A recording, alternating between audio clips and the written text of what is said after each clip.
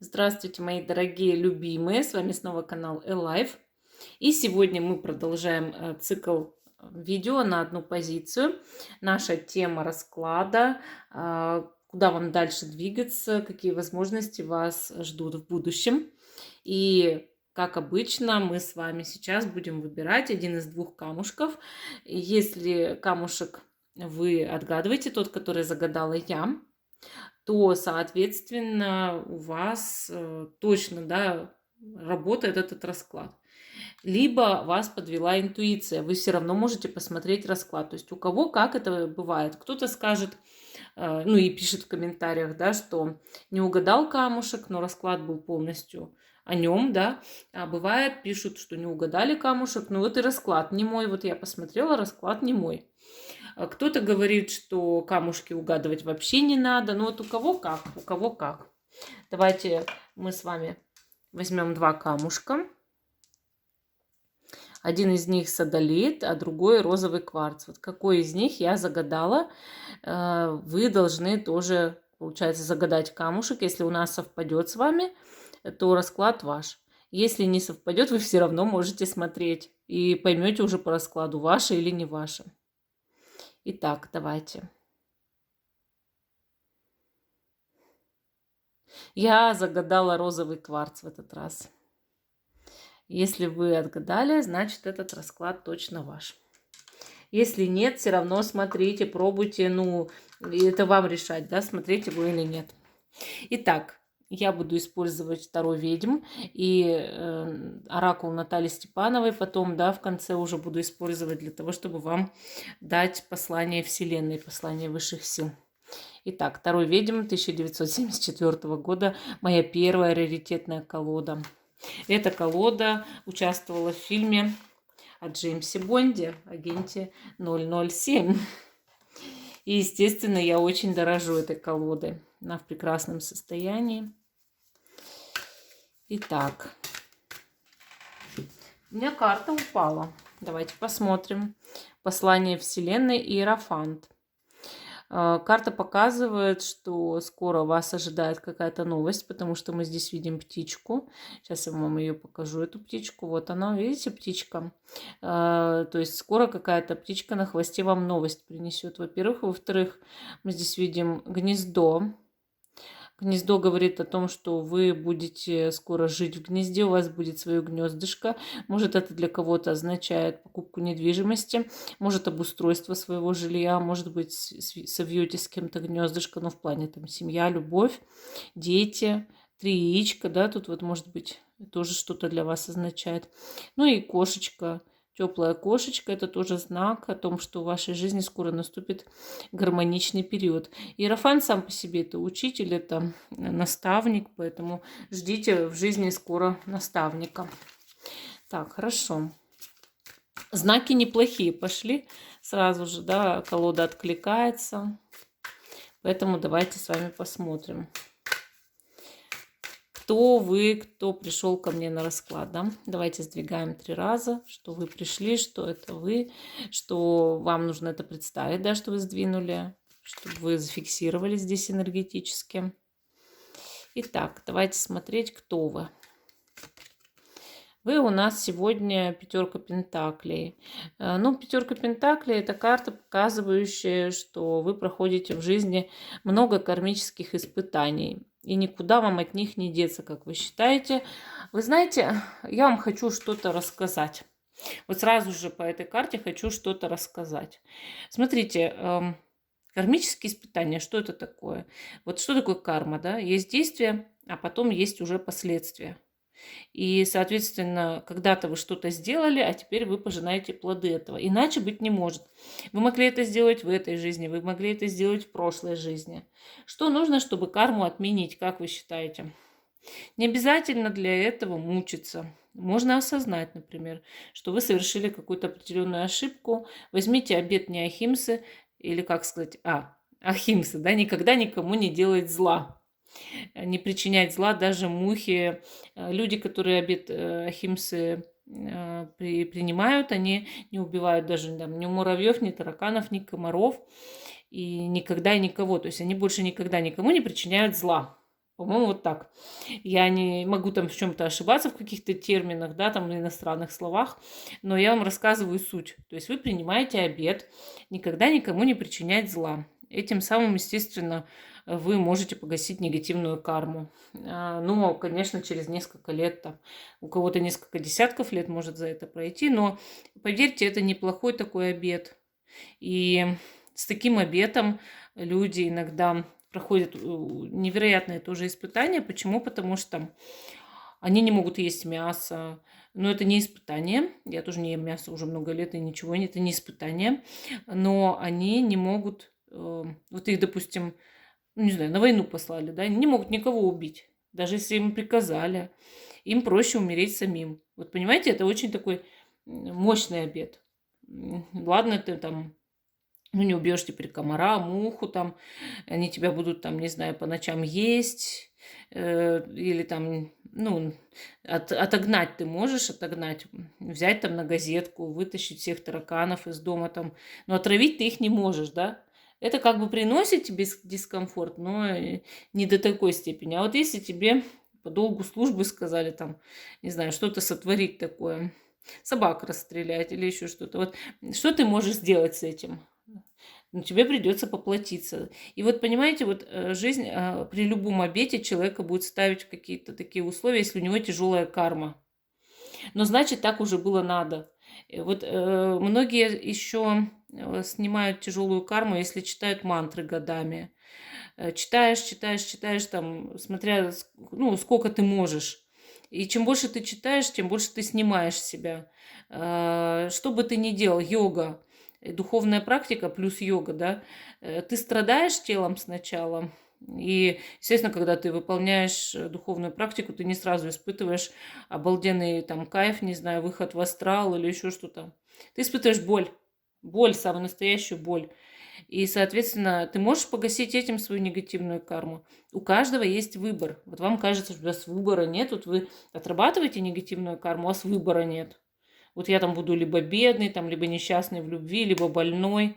Обязательно там все умрут, у меня родственники, или там уже умерли, там, да. И вот вам кажется, что вы один такой на целом свете, кто отрабатывает карму тяжелую, а все остальные счастливые люди. Но это же не так. Не так. На самом деле все отрабатывают что-то. И все совершали что-то в прошлых жизнях, в этой жизни. И каждый из 7,5 миллиардов людей на Земле кричит каждый день: а почему я? А почему я? А почему я? Вот пятерка пентаклей – это состояние человека: а почему я? Он просит у Бога помощи, он говорит: ну как же так? Ну ты же мой, там, не знаю, отец, да?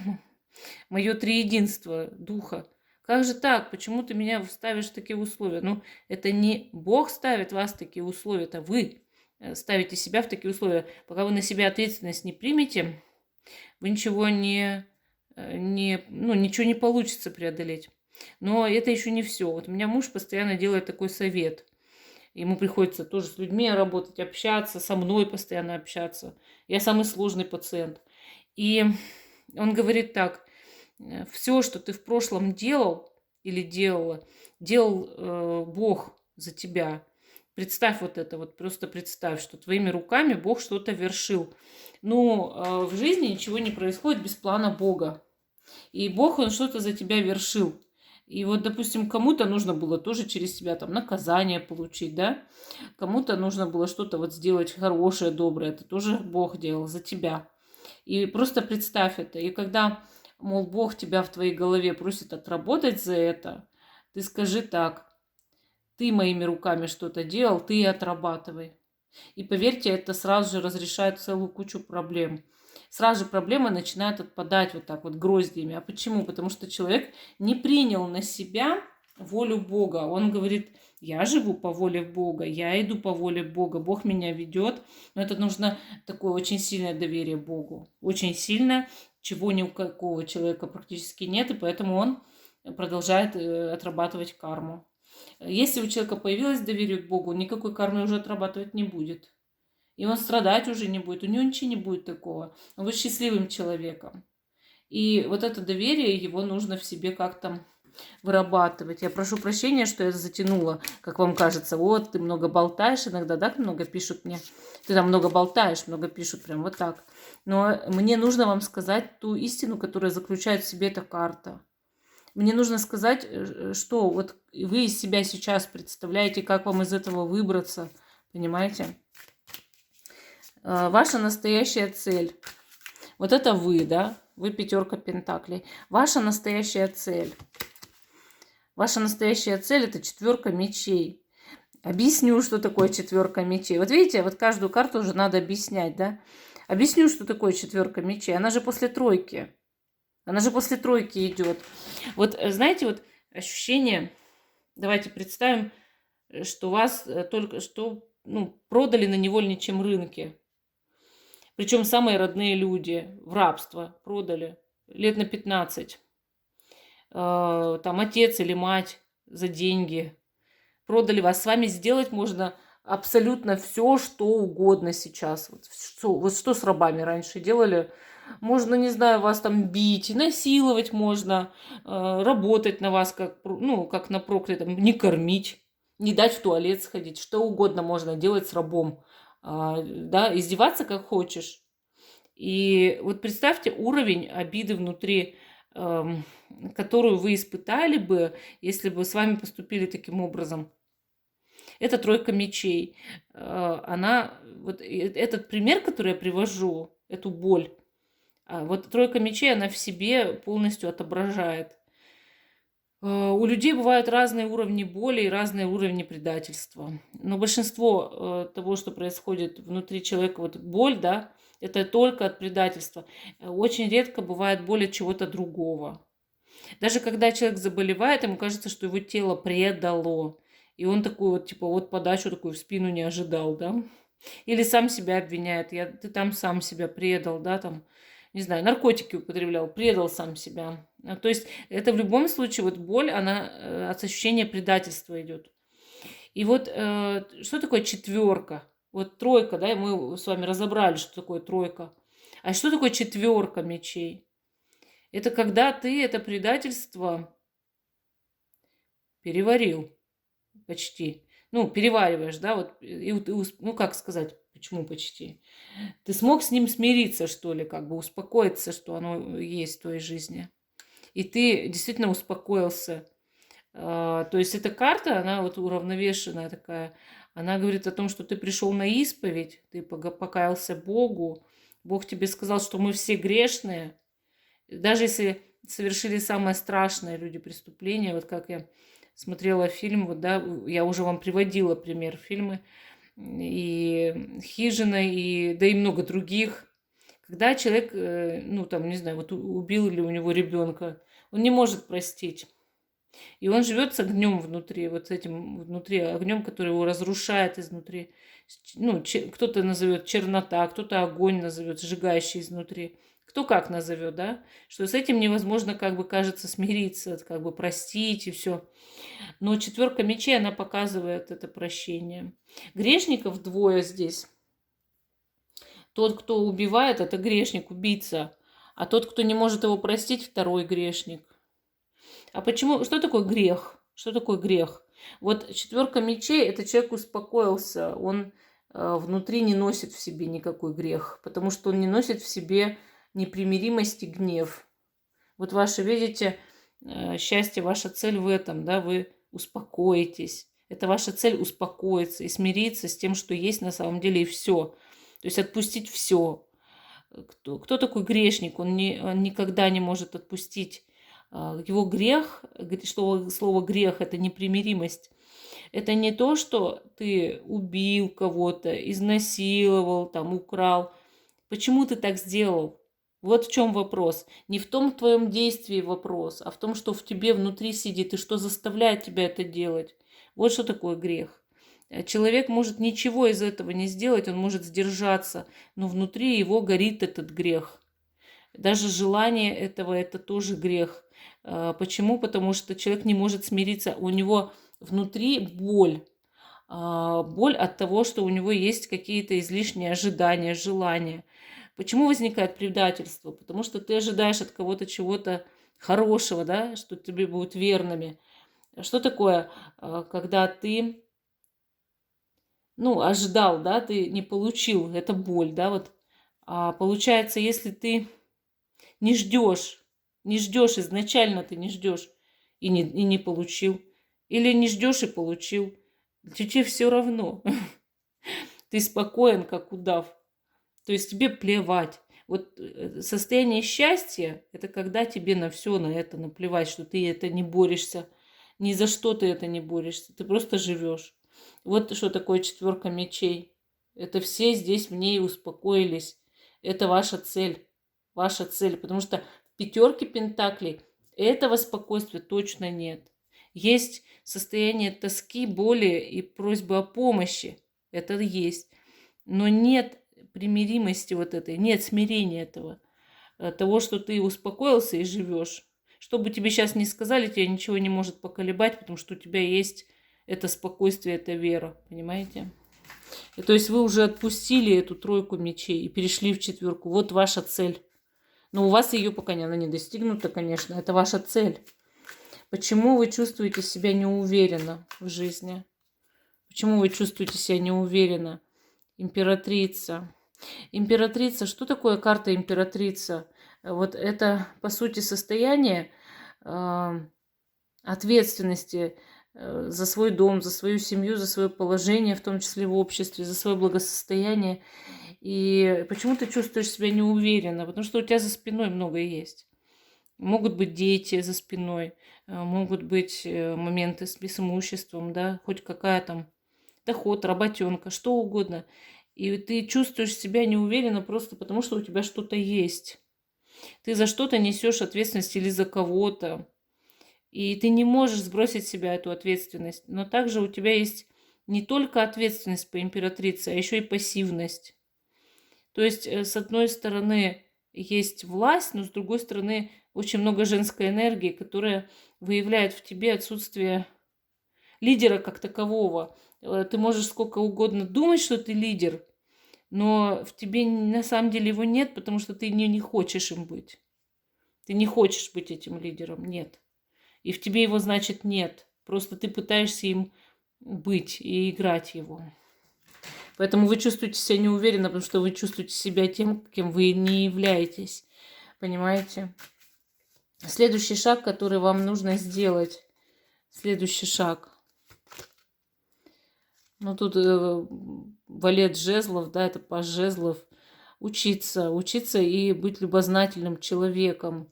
Вам нужно побольше прочитать, побольше посмотреть на эзотерическую, на духовную тему фильмов. Вот. Мне очень нравится фильм «Сай-Баба из Ширди».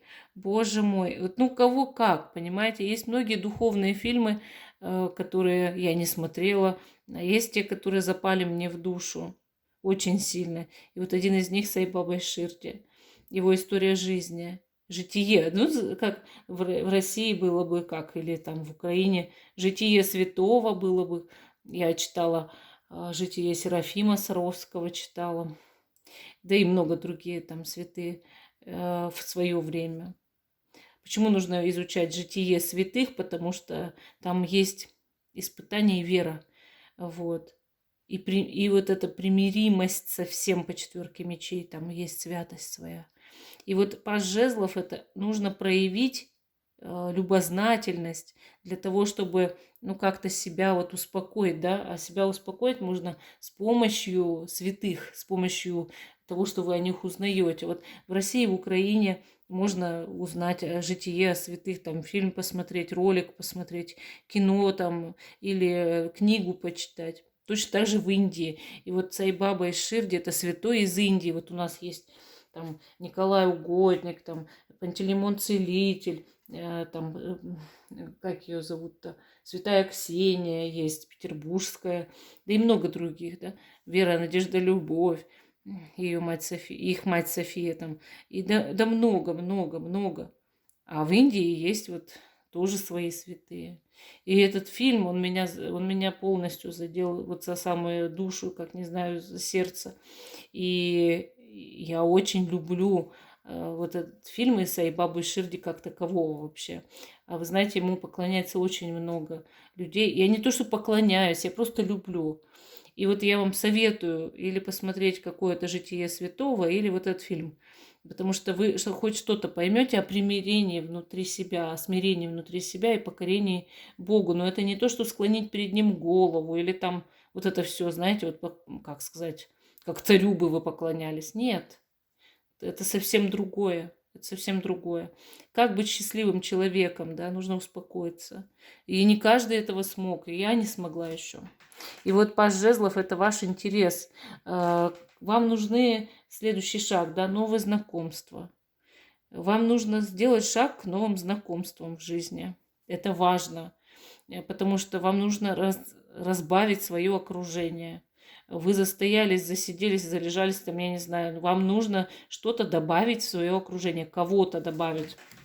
Так, дальше, значит, что вам нужно отпустить, чтобы двигаться дальше? Что вам нужно отпустить, чтобы двигаться дальше? Королева Пентаклей. Ответственность. У вас императрица стоит, как вы помните. Да? Почему вы себя чувствуете неуверенно? Вот королева Пентаклей очень сродни императрице. Вы себя чувствуете неуверенно из-за вашей ответственности за что-то, за кого-то. И что вам нужно отпустить, чтобы двигаться дальше? Эту ответственность. Я не сказала, что ее не нужно проявлять. Вот, вы мне сейчас скажете, а ну что, я не буду отвечать за своих детей? Будете, будете, конечно. Но когда ты вцепился за ответственность, она уже владеет тобой. Когда ты лихорадочно каждую минуту думаешь о своей ответственности, когда ты фанат своей ответственности, когда ты, не знаю, идиот своей ответственности, ну, ведешь себя крайне неадекватно, ну, уже типа ты ответственный. Вот понимаете, это же две разницы. Ни к чему нельзя относиться слишком фанатично. У меня есть такое, вот особенно с моим сыном. Я могу ночью встать, пойти в комнату к нему, проверить, все ли с ним в порядке, как он спит, что он там дышит, не дышит, все ли с ним хорошо. Он нормально лежит? Не запрокинул ли он голову? Вот понимаете, ему 15, ему 16 в декабре уже.